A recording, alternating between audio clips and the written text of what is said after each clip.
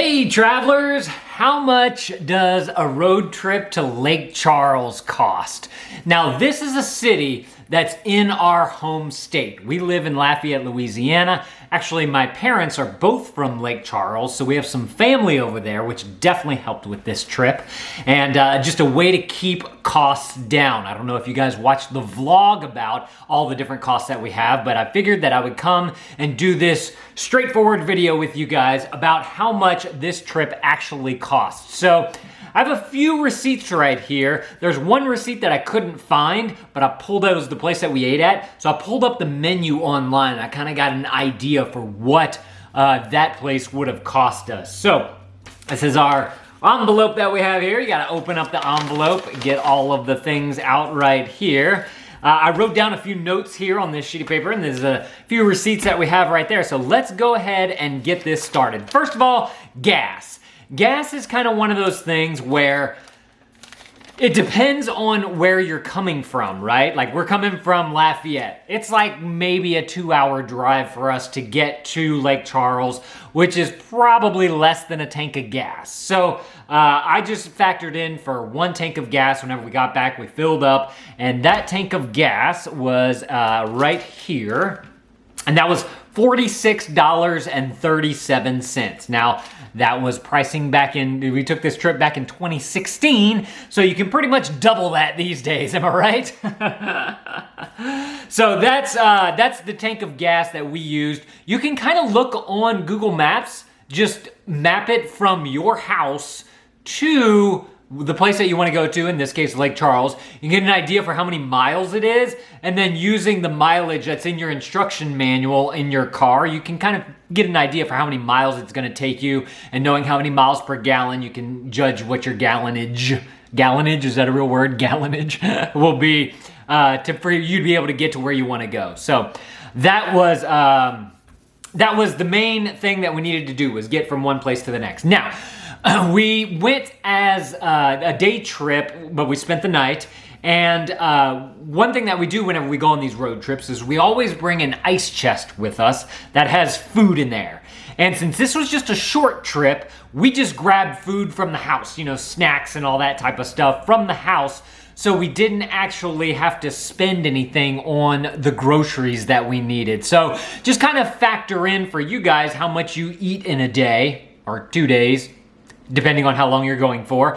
And then you can kind of get an idea for food. Now, we did eat some food while we were out there. The first thing that we ate was dinner that night, which we went to, we went to Sam Houston Jones State Park first, because we wanted to go visit that state park. We had never been to that park before, and we were so excited to go there. Went on a little hiking trip. To get into that state park, for the vehicle, for the entire cost of the vehicle, which was, let's see, I think Jacques got in free, and then it's $2 per person, so there's 3 other people, so that cost us $6. That was a $6 day of fun right there. So Louisiana state parks, they're either by the vehicle or by the person up to a certain amount. And so this one just happened to be $6. That's one of the reasons why we love state parks so much, is because they're so cheap to get into in most places. Even some state parks are actually free. I think Arkansas, our neighbors to the north, it's free for all state parks. So definitely recommend that you check out state parks. There's always something fun to do there. So after that state park, I was talking about how I had jury duty and I didn't know if we were going to be able to go home or if we could stay a little bit longer. And so we went and ate somewhere. This place that my uncle recommended, because my uncle lives there in town. It's this place called Harry's. And that's the one that I don't have the receipt for, so I had to look it up online. Actually, I don't think that the place is there anymore, but from what I could tell, we spent $24.86 for a family of 4. Beckett was not born yet. And we did a lot of plate sharing there as well. I think my wife got something, I got something, and then the kids shared. And so we were able to get it to $24.86 for that meal, which is a fantastic deal. It was kind of like a hamburger type of place, if you will. So that was super cool. The lunches, again, all free because we took the food that we already had at the house and we just brought that with us, and that worked out well. So that was that.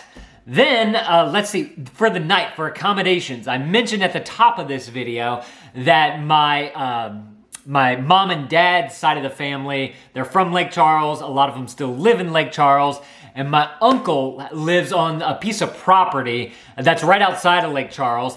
And it has an RV on the property. And he was like, yeah, man, come on. You guys can come and stay the night. I'll get it all set up for you and whatnot. This was actually, I believe, our first time sleeping in an RV as a family too, which was super fun. Kids had a lot of fun with that as well. But we got to hang out with my uncle, which was always good. He gave us accommodations for the night, so we didn't have to spend anything there. But Lake Charles, there's plenty, because it's an oil town, there's plenty of hotels you can stay at if you want to use points, which if you guys aren't using points, look, let me go and show you guys how points work, first of all. So you can get cards, you can get credit cards that have hotel points that you can build up on them.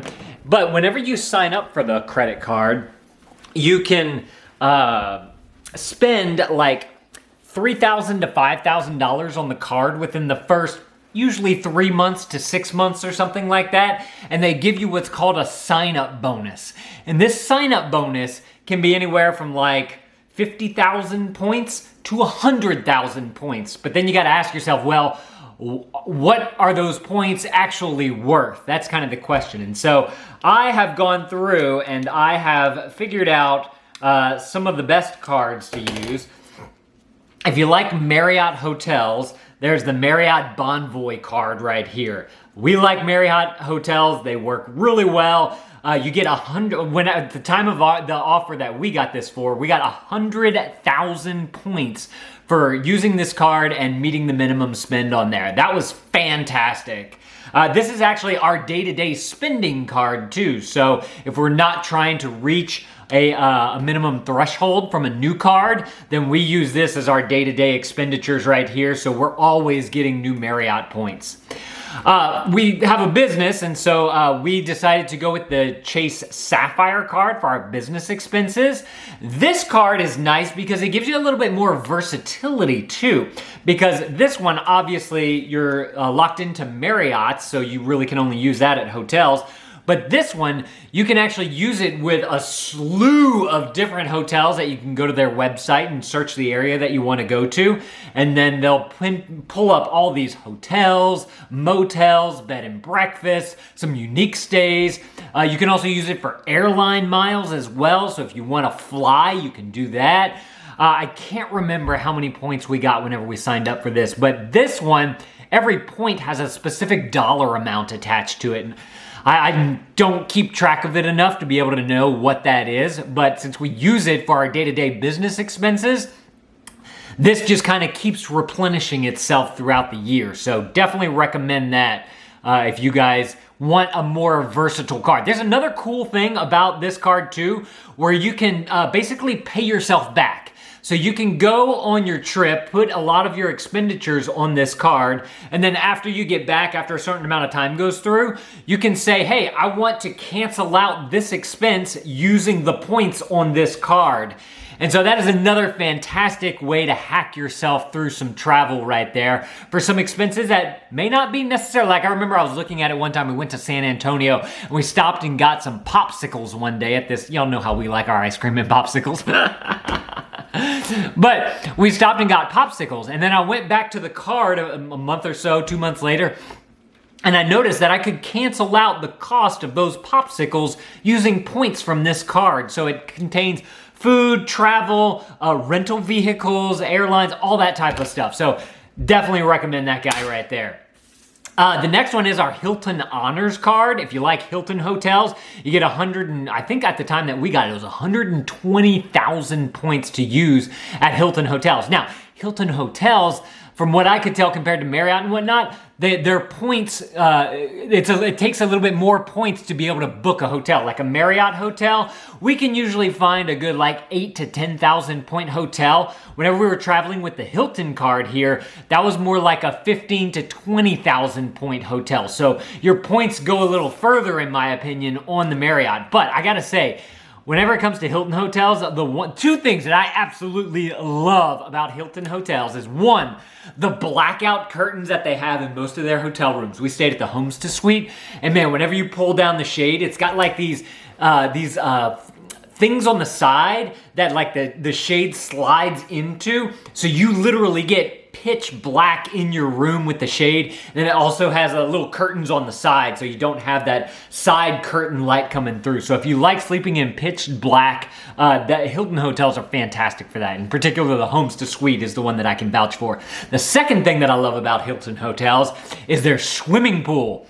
A lot of other hotels use a chlorinated swimming pool, and Hilton hotels are one of the ones that have saltwater swimming pools. So if you like utilizing hotel swimming pools and you want saltwater swimming pools, Hilton hotels are definitely the way to go there. The card that I got started travel hacking with, just to kind of test it out, was a choice privilege cards. And they work with a lot of different hotels in their brand of hotels. You have Quality Inns, Sleep Inns, Clarion, Mainstay Suites, one I haven't heard of called Suburban, Econo Lodge, and Roadway Inns. There's a couple others in here. But this was a fantastic card just to get started with, to kind of test this out. Get your feet wet with this whole idea. But these are just, you know, they're not your more higher end type of hotels. And now that we're a family of 5, we usually need like a suite. And the one that worked on here for us was usually the Mainstay Suites that work well because it has that whole kitchen area that we like to utilize. And so this was great, and they run some promotions every now and again. You get more points and whatnot, so I definitely like that card there. If you prefer Holiday Inns, you want to get this IHG Traveler card. Now, at a previous live stream, someone asked about the credit card annual fee that comes with this, and they asked about interest rates. I pay off my cards every single month.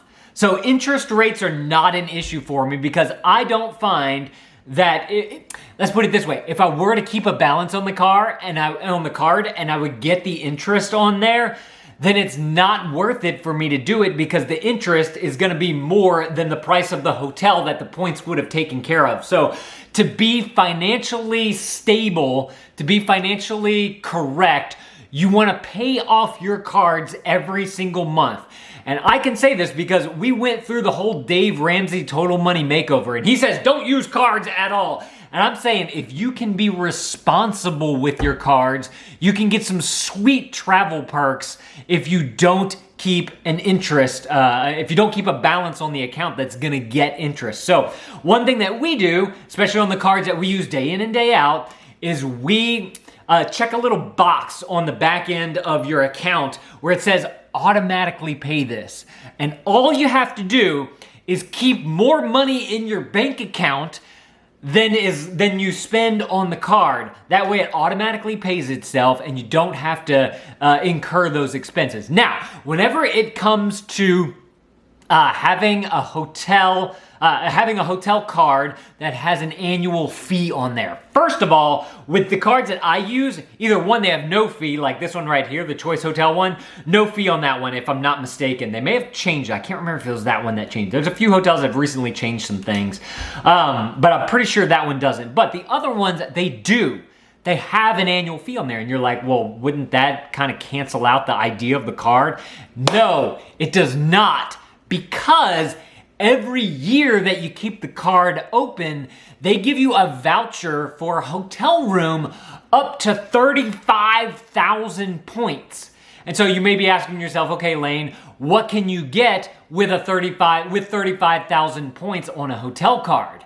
And a 35,000 point hotel card can get you a really nice hotel room. In fact, we used ours in a previous video, which I'll link up at the end of this video. So make sure to watch all the way to the end of this so you guys can see the hotel that we're talking about. I'll also put a link below if you guys want to go and check it out. But it had an entire kitchen area with a nice dining room table that fit our family of 5. It had a whole living room area with a full pull-out couch and everything. There's a separate room for the king-size bed that my wife and I slept in.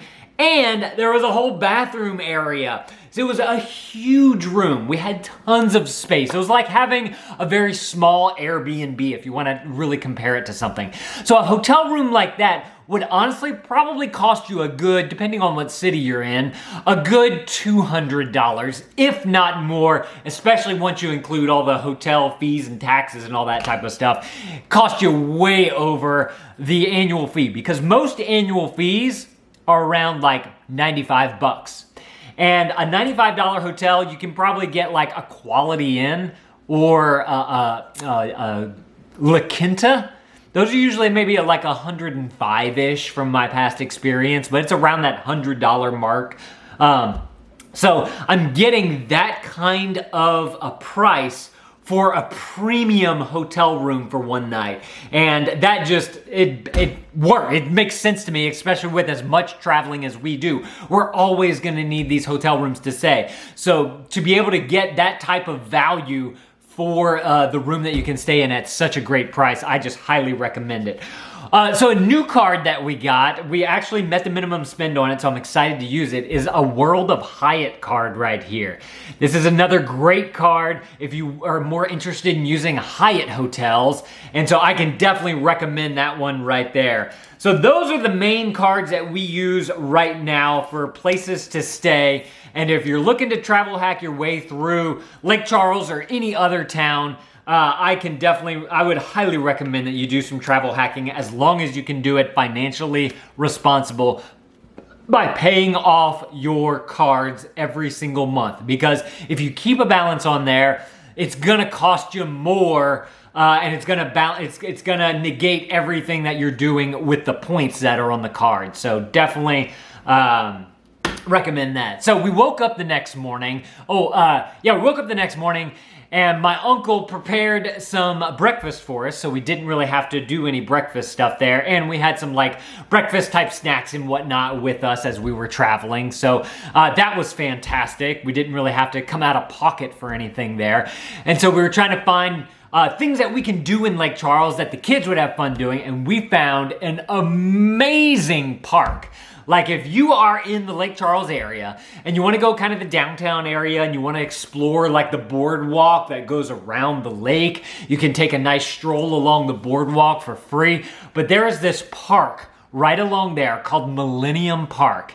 It is this ginormous structure, like 3 or 4 stories high. The kids go run around, they get all kind of energy burnt out. It's made really nicely, like into like a treehouse looking thing. There's another section over on the side where it's like this big giant modern looking pirate ship type of thing. It had the cargo nets you can climb, it had slides you can go down, all kind of climbing things. There's a little toddler area over to the other side, so if you have a toddler that wants to play on the smaller stuff. It's nice and fenced in all the way around, and I believe that there's a large patch of grass out that wasn't part of the fenced in area. So if your kids do like to just run around in the grass, or they want to bring a ball or something like that, there was plenty of space for them to burn some energy. So whether you're coming off you're just arriving in Lake Charles and you need a good park to go to Millennium Park so your kids can burn some energy. Or if you just want to have a nice picnic, if you're a couple, you don't have kids yet, you want to have a nice picnic out there, you could do that in that grassy area or along the boardwalk as well. If you have kids the next morning, you want them to burn a little bit of energy after waking up, you can go and do that. Or after it's in the afternoon, and you maybe need to get them to burn a little bit more energy after a nap or something like that, or after a fun activity that you just did, they kind of need to run around. Best tip for you guys, if you have kids, is to bring them to a park. Like, let them get that energy out, let them have that fun, and then take them to go and do something else. Highly, highly recommend that. So, after we did the park, again, we had lunch because we packed it with us. That's just something that we do to cut costs. We ate our lunch in the car, and we went to the USS Orlick. This was an old battleship that's parked in Lake Charles, on the lake of Lake Charles, and you simply drive up, you walk up the ramp into the boat, and you go and find the window where they take your money and whatnot. And this one for us, I don't know the price per person, but our family of 4 cost us only 18 bucks. And there was a tour guide that came with it, so they show you around the ship. You go in and out of all the different hatches. You climb up and down some of the ladders and the stairs and all that type of stuff. And it was really cool to like go into the control room where it's really dark and you have like the black lights going. You see all the big missile things outside. I don't know exactly what they're called. There's all the quarters that you can go into, like where all the people sleep, the lavatory, the cooking area for the cook who does the cooking. Another cool thing that they had in the cooking area in particular were the recipes. They have like a recipe box of all the different recipes. You can actually thumb through it and kind of see what was in there. So that was really cool to see.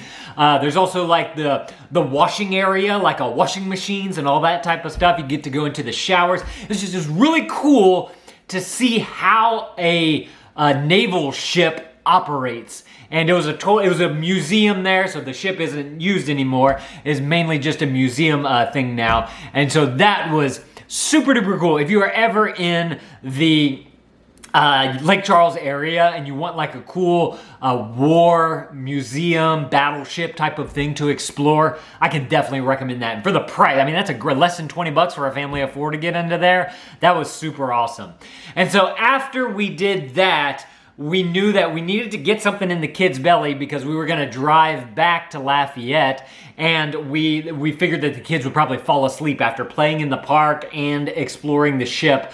And so we decided to go, and we had a meal out. We wanted to experience a meal in Louisiana, in Lake Charles. And so we went to a place called Charleston's Bistro. It's kind of looked a little bit more upscale. We usually try not to take our kids to upscale places because they can be a little bit rowdy. But this place, it was during lunchtime, and I think we were a little bit early before the crowd got there. So we were like, okay, let's test it out. And so we went to this place, very nice. Great food there. The food there was absolutely amazing. Go watch the vlog if you guys want to see us talk about the food a little bit more. But because we did some sharing, it only cost us $19.72 for that meal right there. So that was a fantastic meal. So we, on this trip, got tons of things for free, right? Because one, we had food with us. That's a big thing, so that didn't cost as much as it should have.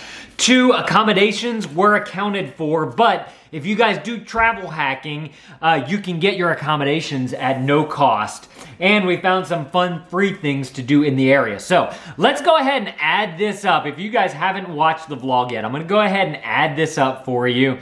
We have 18, we have 6, we were trying to do this one for under $100. Gas was a big one for us. It was $46.37. And then we had our meal at $24.86. So we spent $114.95, which is about $15 over our budget, which I was totally fine with because we had such a great time coming together as a family and really building those stronger family bonds, which is what we're all about here, and ways that we like to try and teach you guys ways that you can do that without breaking the bank and with staying financially stable by having all these travel hacks and having the money set aside and doing this on the cheap, bringing the food with you and all that type of stuff. So absolutely love this. If you guys want to go and see our previous live stream about our trip to Vegas, I'm gonna put that on the screen, but I told you guys that I would also show you guys the hotel that we stayed at, which was in Austin, Texas. I'll put that one right there on the screen. You guys go and click either of those videos. I'm gonna see y'all in those videos. Thank y'all for watching, and go travel somewhere.